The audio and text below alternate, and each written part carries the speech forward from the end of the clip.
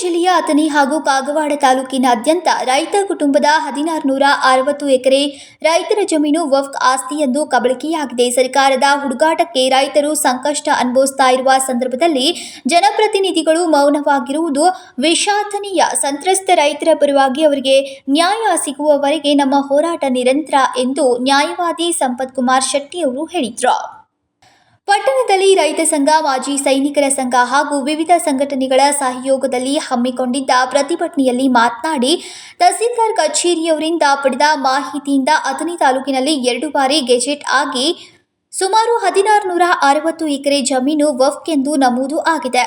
1985ರಲ್ಲಿ ಮೊದಲ ಬಾರಿಗೆ ಗೆಜೆಟ್ ಆಗಿ 1560 ಎಕರೆ ಜಮೀನು ಹಾಗೂ 2019ರಲ್ಲಿ ಎರಡನೇ ಬಾರಿಗೆ ಗೆಜೆಟ್ ಆಗಿ 107 ಎಕರೆ ವಕ್ಫ್ ಜಮೀನೆಂದು ಘೋಷಣೆಯಾಗಿದೆ ಎಂದರು.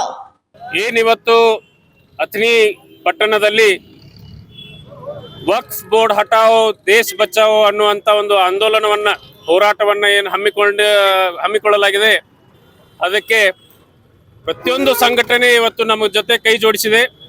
ರೈತರಿಗೆ ಬೆನ್ನೆಲುಬಾಗಿ ನಿಂತಿರ್ತಕ್ಕಂಥ ಎಲ್ಲ ಸಂಘಟನೆಗಳಿಗೆ ನಾನು ಅಭಿನಂದನೆಗಳನ್ನ, ಧನ್ಯವಾದಗಳನ್ನ ಸಲ್ಲಿಸುತ್ತಾ, ಏನಿವತ್ತು ತಹಸೀಲ್ದಾರ್ ಕಚೇರಿಯಿಂದ ಕೊಟ್ಟಂತ ಮಾಹಿತಿಯ ಪ್ರಕಾರ ಅಥಣಿ ಮತ್ತು ಕಾಗವಾಡ ತಾಲೂಕಿನಲ್ಲಿ ಸುಮಾರು 1660 ಎಕರೆ ರೈತರ ಜಮೀನು ವಕ್ಫ್ ಆಸ್ತಿ ಅಂತೂ ನೋಂದಾಯಿಸಿರ್ತಕ್ಕಂಥ ಏನು ಒಂದು ಕುಂಟಾಟ ಇದೆ, ಆ ಒಂದು ಹುಡುಗಾಟಕ್ಕೆ ಬಲಿಯಾಗಿರ್ತಕ್ಕಂಥ ಎಲ್ಲ ರೈತರ ಪರವಾಗಿ ಇವತ್ತು ನಾವು ನಿಂತಿದ್ದೀವಿ.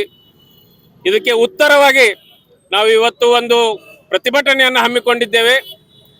ಈ ಒಂದು ಪ್ರತಿಭಟನೆಗೆ, ನಮ್ಮ ಮನವಿಗೆ ಏನು ಸರ್ಕಾರ ಆಗಿರ್ಬೋದು, ಸ್ಥಳೀಯ ಶಾಸಕರಾಗಿರ್ಬೋದು, ಅಧಿಕಾರಿಗಳಾಗಿರ್ಬೋದು ಸ್ಪಂದಿಸದೇ ಹೋದರೆ ಇದಕ್ಕೆ ಉಗ್ರವಾದ ಹೋರಾಟ ಮಾಡೋಕ್ಕೆ ನಾವು ಮುಂದಾಗ್ತೀವಿ. ಮುಂದಿನ ದಿನಗಳಲ್ಲಿ, ಬರೋ ದಿನಗಳಲ್ಲಿ ಶಾಸಕರಿಗೆ, ಸರ್ಕಾರಕ್ಕೆ ಹಾಗೂ ಅಧಿಕಾರಿಗಳ ಕಚೇರಿಗಳಿಗೆ ನಾವು ಮುತ್ತಿಗೆ ಹಾಕೋಕ್ಕೂ ಮುಂದಾಗ್ತೀವಿ ಅನ್ನುವಂಥ ಎಚ್ಚರಿಕೆಯನ್ನು ಅವರಿಗೆ ನಾನು ಕೊಡ್ತಾ ಇದ್ದೀನಿ. ಏನು ವಿಶೇಷತೆ ಅಥಣಿ ಮತ್ತು ಕಾಗವಾಡ ತಾಲೂಕಿನ ರೈತರ ಬಗ್ಗೆ ಅಂತಂದ್ರೆ, ಈ ವಕ್ಫ್ ಆಸ್ತಿ ಗೊಂದಲ ಕೇವಲ 2023ರಲ್ಲಿ ಬಂದಿರಲ್ಲ. ನಮ್ಮ ಅಥಣಿಯಲ್ಲಿ ಬಂದಿದ್ದು 1985ರ ನೋಟಿಫಿಕೇಶನ್ ಪ್ರಕಾರ ಮತ್ತು 2019ರ ನೋಟಿಫಿಕೇಶನ್ ಪ್ರಕಾರ.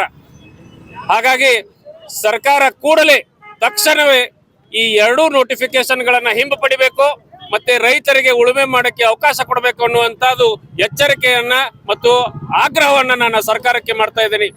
ಅದರ ಜೊತೆ ಏನು ಈಗ ನಾವಾಗಲೇ ಮಾತಾಡಿದಂಗೆ ವಕ್ಫ್ ಅನ್ನೋದು ದೇವರ ಹೆಸರಲ್ಲಿ ದಾನ ಮಾಡೋದು. ಬೇಕಂತಂದ್ರೆ ಶಾಸಕರು, ಸಚಿವರು, ಮುಖ್ಯಮಂತ್ರಿಗಳು, ಅಧಿಕಾರಿಗಳು ತಮ್ಮ ಹೊಲಗಳನ್ನ ಬರೆದು ಕೊಡೋಕ್ಕೆ ಏನು ಅಭ್ಯಂತರ ಇಲ್ಲ. ದಯವಿಟ್ಟು ತಮ್ಮ ಹೊಲಗಳನ್ನ, ಆಸ್ತಿಗಳನ್ನ ಬರೆದು ಕೊಡಿ. ಬಡ ರೈತರಿಗೆ ನೀವು ಬೆನ್ನಾಗಿ ಚೂರಿ ಹಾಕಬೇಡಿ ಅನ್ನುವಂಥ ಮಾತನ್ನು ನಾನು ಇಲ್ಲಿ ಹೇಳ್ತೀನಿ.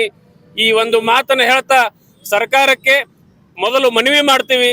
ಆ ಮನವಿಗೆ ಸ್ಪಂದಿಸಲಿಲ್ಲ ಅಂತಂದ್ರೆ ಎಚ್ಚರಿಕೆಯನ್ನ ಕೊಡ್ತಾ ಇದ್ದೀವಿ. ಮುಂಬರೋ ದಿನಗಳಲ್ಲಿ ಉಗ್ರವಾದ ಹೋರಾಟಗಳನ್ನು ನಾವು ಹಾಕೊಳ್ತೀವಿ ಅನ್ನುವಂಥ ಮಾತನ್ನು ನಾನು ಇಲ್ಲಿ ಹೇಳ್ತೀನಿ. ಅನಂತರ ವಿಶ್ವ ಹಿಂದೂ ಪರಿಷತ್ ಜಿಲ್ಲಾ ಪ್ರಮುಖ ಹರೀಶ್ ಆಚಾರ್ ಶಿರೂರ್, ರೈತ ಸಂಘದ ಮುಖಂಡ ಶಿವಾನಂದ್ ಕೋತ್, ನ್ಯಾಯವಾದಿ ಮಿತೇಶ್ ಪಟ್ಟಣ್ ಅವರು ಮಾತನಾಡಿದ್ರು. ಇನ್ನು ಈ ಹೋರಾಟದಲ್ಲಿ ಮಾಜಿ ಸೈನಿಕರ ಸಂಘದ ಸಿದ್ದರಾಜ್ ಬೋರಾಡೆ, ಅಥಣಿ ಜಿಲ್ಲಾ ಹೋರಾಟ ಸಮಿತಿಯ ಅಧ್ಯಕ್ಷರು ಹಾಗೂ ಅನೇಕರು ಉಪಸ್ಥಿತರಿದ್ದರು. Santosh Badakambi, KMM Kannada news, Athani.